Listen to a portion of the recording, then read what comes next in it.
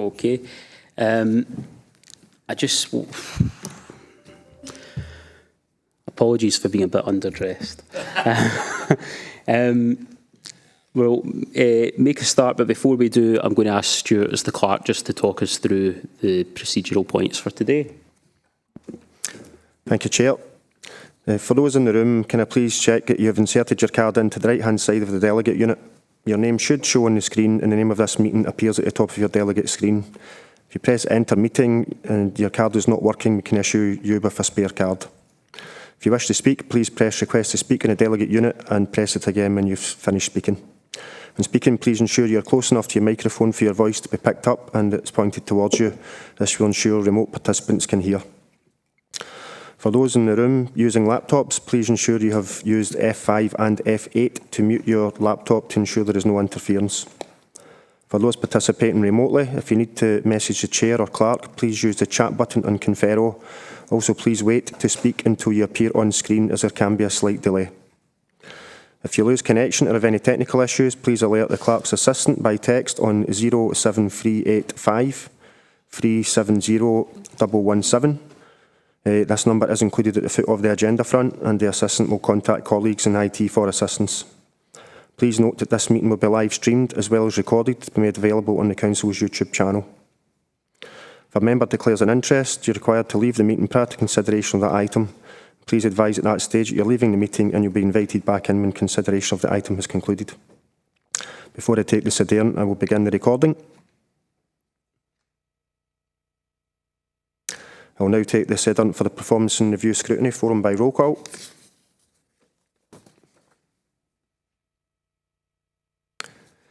We have apologies from Councillor Maureen Chalmers. Councillors Jerry Convery, Maureen Devlin, Joe Fagan are present. I'll just check for Councillor Lockhart. Councillor Katie Loudon is present.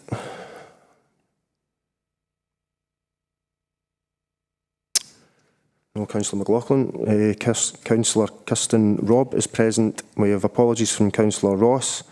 And Councillor Andrea Cowan is attending as a substitute for Councillor Chalmers. Thank you, and I'll pass you back to the Chair for today's business. Okay, thanks for that. Stuart, can I come to item 1, which is declaration of interests? Are there any declarations of interest?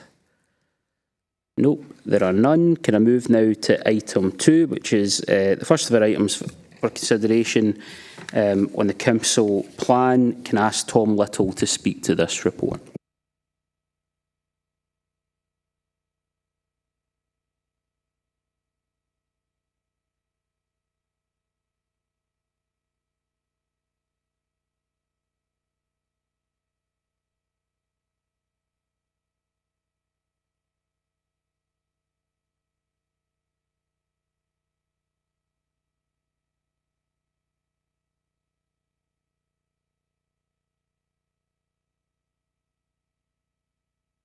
There we go.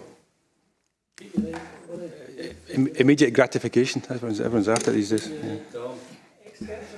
Thanks, Chair. Right, so this report brings before the forum the performance report for Connect for Q4. So that is for the period from the 1st of April 2021 to 31st of March 2022. And that makes us effectively cover the last year of the previous council plan before you kindly approve the new council plan.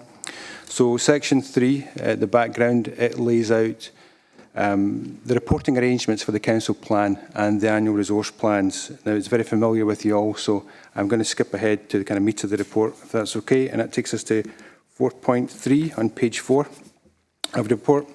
And that provides a detail of the progress made for the council plan. And it says that a total of 254 performance measures have been identified for the resource plans for that year, and of those 108 were reported for Connect, and that's what's in front of you just now. Now there's a description of all these and progress made in Appendix 1, which is the full run out of the report, as I say, all measures covered in there. And it uses the usual bragg colour definition report. There's a summary for all this for you at 4.5 in the report. That's the usual table there for you. And you'll see that of Of the measures identified, 16 were at blue, 73 at green, 11 at amber and 2 at red. And as you know, any reds are reported to relevant resource committees as well as coming before yourselves for further discussion. So from page 5 onwards in this report, it kind of breaks down those numbers under the previous priorities that we had in the council plan, together with a note on any achievements that have been made in those specific areas. And you'll see there that the 2 reds appear in the first of those priorities, which is ensure communities are safe, strong and sustainable. Beyond that, I don't propose to go through this in line by line with you, but I'm happy to pick up any questions you may have. But I would take you to page 9 in the report, and it notes at 4.8 there that there is a second appendix with this report, and that's one we've been bringing to you for a wee while now, and it basically picks up on any measures that have changed, colour changed ranking between Q2 and Q4, just to give you an idea of what progress has been made there. And I'm pleased to say in this case 2/3 of those changes have been in a positive direction. That takes us to the end of this report. The recommendations are there to Appendix 1 obviously is the most important part of this, so it's to approve that and any further actions to be taken thereof. Okay, thanks. Can I ask, are there any questions on this report? Okay, can I come to Councillor Loudon first and then Councillor Robb?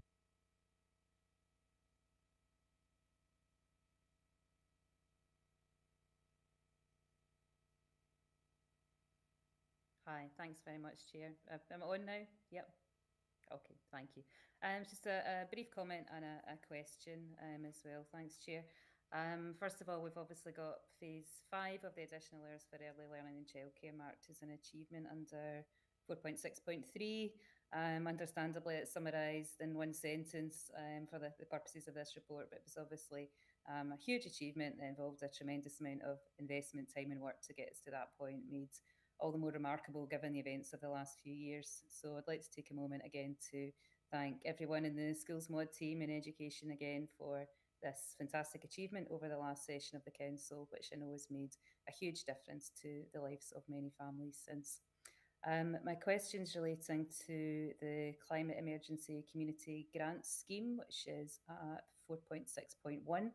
And I look forward to hearing more about the progress of that and the impact through the Climate Change Committee. The question though is, I know that 2 years is a bit longer than maybe some other funding streams, which can run annually, and groups are sort of used to looking out for applications coming out every year.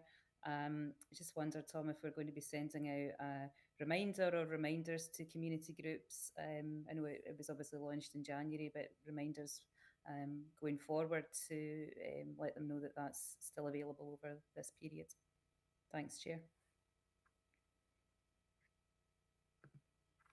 Thanks, Councillor Loudon. Yes, absolutely. We have a similar kind of arrangement in place for other grants that the Council administers, and so we take a chance whenever we can to promote them and to make sure people know how they themselves can go about applying for the same grants in the future. So there'll be some publicity around that going forward. Okay, thanks. Can I come now to Kirsten Robb? Yep. Wanted to ask about the orchard maintenance. Having done a bit of practical orchard maintenance, it's a really lovely project, but the key is maintaining them so that they bear fruit in future years.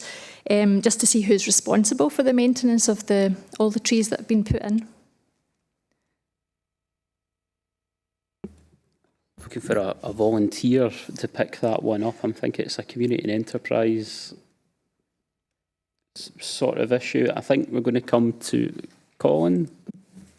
Thanks, Councillor Fagan. Apologies if I don't think my card's registered on me. I'm afraid Kevin Carr's not about today. He's had to kind of leave for a kind of family emergency. I would suspect it would sit with Kevin as part of his ground services, and I can certainly take that back, Councillor Robb, if you want some more detail on that one. Thank you. That would be great. Yeah, I've seen a few of them put in and asked around who was responsible for maintenance, but the sites they were in, people weren't sure, so I just wanted to check. Can I ask another one on this item as well? Yep. About the waste strategy, I noticed that the 50% target to achieve recycling there was lots of reasons why that wasn't achieved, but just wondered what the plan is to bring that up to 50%. I don't need answers right now, it's just to raise the questions and then see what...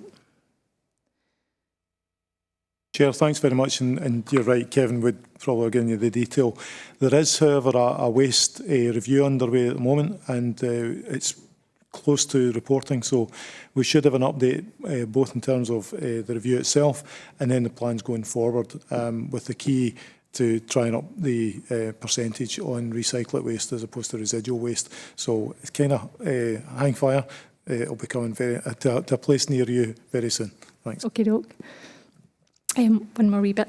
I don't know if this is under that item. It's page 83. Are we as far ahead of that on benchmarking? Is that still under this item? Yeah. Will I go for it? Or not there yet? Sorry. I think that is the next. It's the next item. Okay. So we'll take the next report and then we'll come back to you. Okay. Thanks. Are there any other questions either in the chamber or online? I'm not seeing any.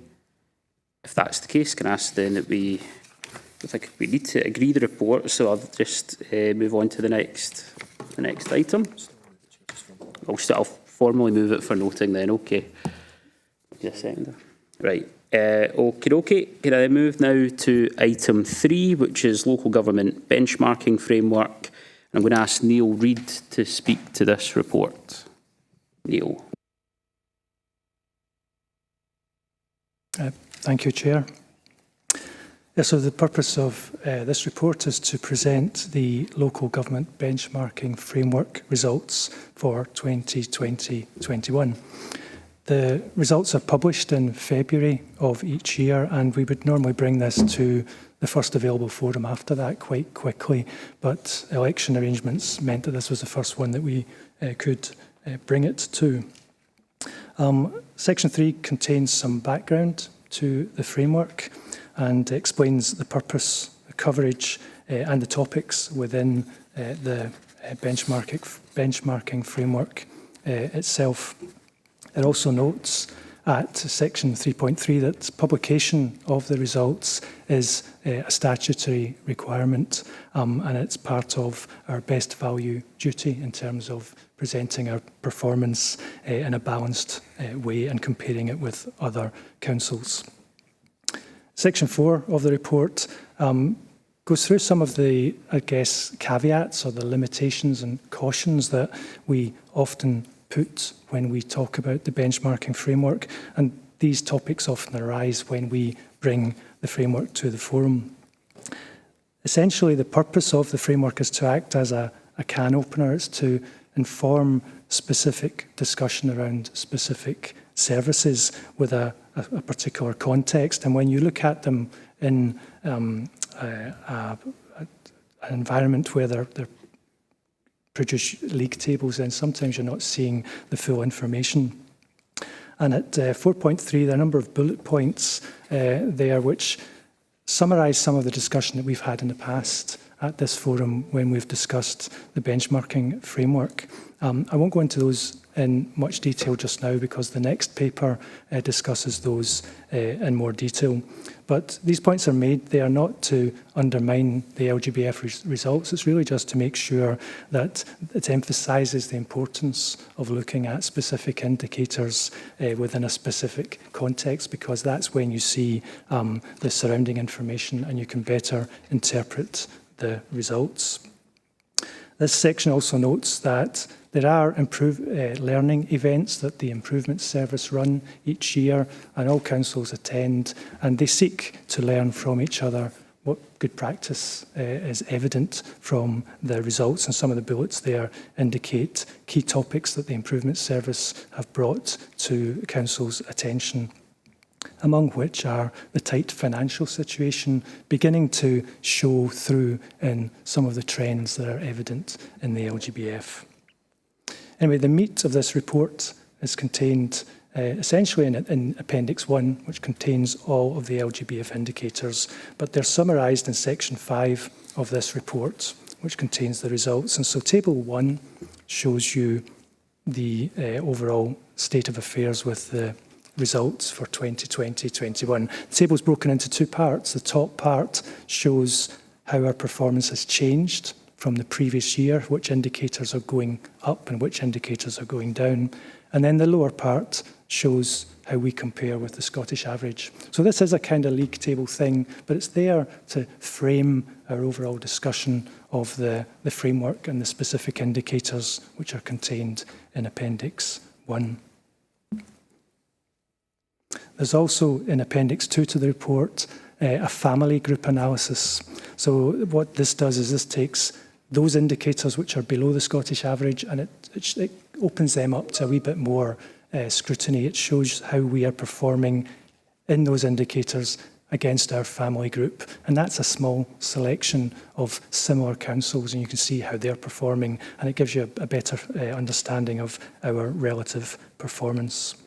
The rest of the report discusses the fact that the LGBF data as a whole is published by the Improvement Service, and it's available on a website, My Local Council. So you can go on, look at our performance, other councils' performance, do all the comparisons you might wish. And we will also, as required by statute, publish our own LGBF results. One of the features of the table, in Table 1, is that there's quite a high number of indicators where we, as yet, don't have the results. And that makes it quite difficult to compare this year with previous years. So you see there are 21 indicators where we're still awaiting information. And at 6.4 in the report, there's a bit of an explanation showing you that some of the education indicators haven't been gathered for this particular tranche of data. And there's still some work being done on satisfaction data at a national level. And the rest of the report is essentially noting that the framework continues to undergo development and new indicators are being looked at and others are being retired, and the Council will continue to participate in the improvement services benchmarking events to learn whatever lessons we can learn collectively from the benchmarking framework. So really that takes me to the conclusion and the recommendations of the report, which really are to note the results for 2020-21, to note the narrative against each of the indicators, including any improvement actions, and also to note the family group analysis, which has been provided for those which are below the Scottish average. Thank you, Chair. Okay, thanks for that report. And I think from my own, from my own point of view, that section 4, I think is very useful, particularly as this is the first meeting of this forum. But that section 4 that deals with some of the notes of caution to strike around direct comparisons. I always found myself over the previous session that it isn't necessarily a bad thing to find that there are certain areas where we invest more in particular services against the Scottish average. That might reflect the political priorities of the council rather than any inefficiency. And I think the financial warnings, I suppose, in section 4.5 are very, very pertinent. I'll throw this open for any questions, and I know that Kirsten Robb obviously wants to ask a question after the on this paper. Are there any others? I'll come to Kirsten first. It was on page 83, obviously a huge power of work with pulling together all the indicators and so on. I just wondered if the application of glyphosate could be reduced, if there's a wee opportunity there to reduce it further, because it says during inclement weather, the application of the pesticide or herbicide needs to be repeated. Just thought it might be a way to reduce further the amount of pesticide and obviously save some money if it needs to be repeated. Just don't do it in bad weather or find an alternative. Obviously the guys know themselves the best way, but just a thought we might to improve things and reduce the use of it. Thanks for that. There was, I think, some live work, and it's continuing, I believe, on the use of, to try and reduce our use of pesticides. But I'm going to bring in the Chief Executive just on that. So there was a piece of work that was done and reported on last year. We're trying to strike the balance between the effectiveness of the weed killer in terms of doing what it needs to do. And we had some learning from some neighbouring authorities who had moved away from this form of treatment and some of the issues that they encountered, which was effectively doubling up the work because they had to go back and do it more often because it was ineffective. But we are very mindful of any potential impact in terms of environmental impact. So the service will continue to try and find an effective alternative that would allow us to reduce it. And the point you've made about don't treat in imminent wet weather, etc., makes a great deal of sense, although that does limit sometimes the window in Scotland. Thanks. Okay, are there any other questions? I think I see Councillor Loudon. Can I come to Councillor Loudon?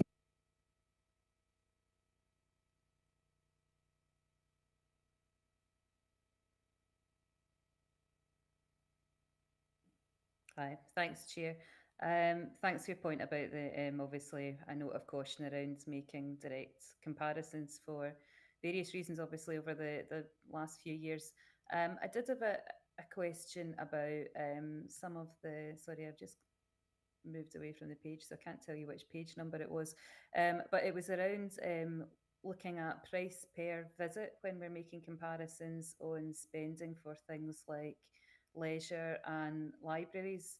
I'm just wondering what we're actually counting as a visit at the moment. Are we still talking purely physical? I'm just thinking, obviously, with the last few years, where people are accessing some of the e-learning services, ebooks and so on.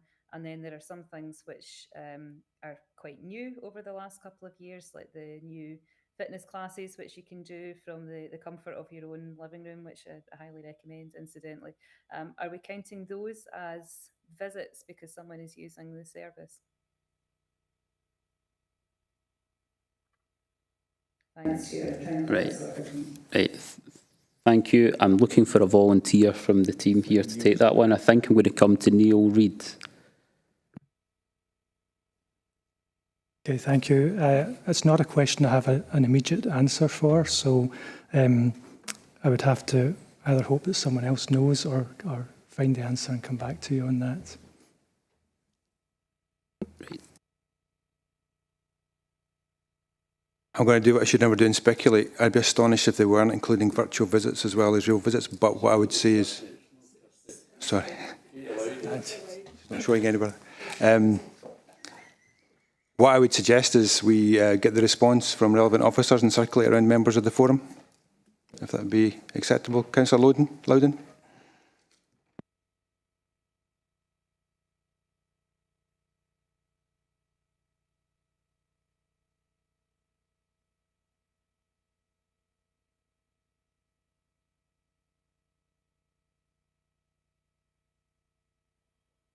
Hi, sorry, this is taking ages to register. I've put a request, but yes, thanks very much, Tom. That would be great.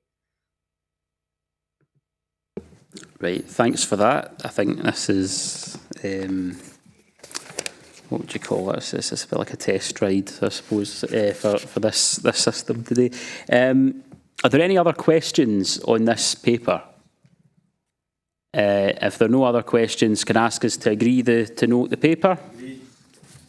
We are agreed. Then can I move on to item 4, which is another paper on benchmarking, and I'll come back to Neil Reid. Okay, thank you. Yeah, so this paper, its starting point really are those reservations and caveats that we've mentioned already. These are items that we have discussed several times here at the forum, and we indicated at the meeting of the forum in October 2021 that we were going to take forward some work to look at a different way or alternatives to using the LGBF and trying to get the best out of it, taking into account those caveats that we've mentioned already. So section 4 takes you into those right away, and the summary, we've already spoken about them, but one key item being that your own local policy decisions can have a very profound impact on where you seem to appear in a ranking of councils. So if, for example, you choose to invest in a particular area, well, that will look as though your cost per unit is going up. And so it's difficult to do comparisons on that basis. We've also frequently expressed some reservations about the data that's coming from the household survey on user satisfaction with their services, partly because it's a very small sample of people in any council area, but it's also because the questions are addressed to any respondent to the questionnaire. They don't necessarily need to have used the service that they are expressing an opinion about. And very often we have our own exit surveys which tell us information that we believe to be of a better quality. And finally, the fact that the LGBF seeks to bring together data from across 32 councils inevitably runs into some difficulties, because sometimes there are just differences in the way councils are constituted and what they are counting, even though huge efforts are made to eliminate these variances. So these items tend or can dominate our discussions. And so the question for us was, how can we move forward in our use of LGBF to enhance, get more value out of the results? So we've taken the opportunity to raise our thoughts with the Improvement Service, who oversee the framework, and the LGBF board. And following those discussions, it was agreed the Council would work with the Improvement Service to review how it uses the LGBF, and in particular to develop an approach which would better reflect our priorities and support scrutiny of progress in priority areas. So the remainder of the report talks about the progress we've made in this area. So the first item there is addressing this idea of a strategic set of indicators. So rather than looking at the whole framework, let's identify those measures which we think are of most interest to us and are most aligned with what we're trying to achieve as a council. And the obvious starting point for that was the council plan. So the Improvement Service did a bespoke piece of work for us while the council plan was in a draft form, and they provided us with an analysis of the LGBF and looked at indicators which were aligned to the outcomes and the themes that we have in the council plan. This work was taken by resources and refined, and the results of that work is shown in Appendix 1, which shows you against the outcomes within the council plan, there's a matrix of measures from the LGBF, which we think best gives you some sense of what we're trying to achieve. The discussions with the Improvement Service have highlighted, though, that generally the question is not necessarily how many indicators are we looking at. It's about how and why and when you talk about them. So at 6.2 in the report, there's a few bullet points there saying, presenting the LGBF as just one big standalone report perhaps doesn't give us the best insight into the trends and doesn't allow us to get the most out of it. So there's some reasons there why it's perhaps better to try and embed your LGBF reporting in other reporting streams. So for example, if you're reporting financial indicators, report those alongside financial reports. If you're looking at housing, put that in your housing reports, and you get a more meaningful context and hopefully better scrutiny once you have achieved that. So the report goes on to talk about how we will move forward with that, and essentially we will be looking to map the indicators in the LGBF framework, all 95 of them, to see where they might find a natural home in our performance reporting. They won't all find a good home, but most of them will, and that should enable us to provide better narrative and commentary when they are discussed. It's important to note, and it's said at 6.8 in this report, that elected members will continue to receive the report, the previous report to this, which is the overview, and we'll put everything in it. But hopefully over time, the focus will shift towards those areas where the LGBF is being discussed in the context that best illuminates the subjects that the indicators are about. So really it takes me to the conclusion then of the report and the recommendations, which are to note this engagement with the Improvement Service, also to note the Council Plan matrix of indicators that we have drafted and the further work that we intend to take forward to find a place for LGBF in our other reporting. And we'll also bring a further report to the forum just to let you know how all that has gone for your final consideration. Thank you, Chair. Okay, thanks for that. Can I ask if there are any questions on that paper? No, I think it follows on from the previous discussion. So if there are no questions, can I ask that we agree to note the paper? Agreed. We are agreed, and we'll move on to the next item, which is the annual performance spotlights, and I'll ask Tom Little to speak to that report.